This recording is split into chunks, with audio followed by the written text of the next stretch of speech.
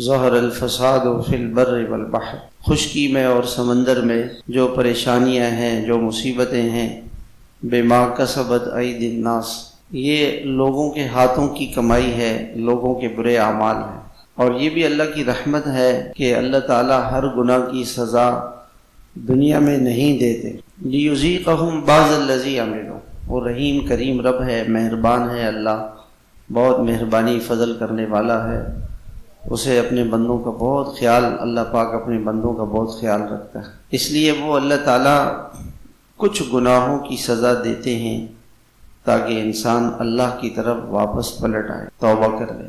توبہ کے لیے پریشانیاں آتی ہیں، لہذا جب بھی کوئی پریشانی آئے تو فوراً انسان اپنے گناہوں کو سوچے، توبہ کرے، لعلہم یرجعون، تاکہ اللہ کی طرف وہ رجوع کرے۔ جتنا بھی ہم تو سمجھتے ہیں نا جی کہ یہ دنیا کی پریشانیاں حکومتوں کی وجہ سے ہے، پیسے نہیں ہیں، چیزیں نہیں ہیں، تو دنیا میں کتنی چیزیں اس وقت موجود ہیں جو پہلے نہیں تھیں، کتنی حکومتیں بدل گئیں۔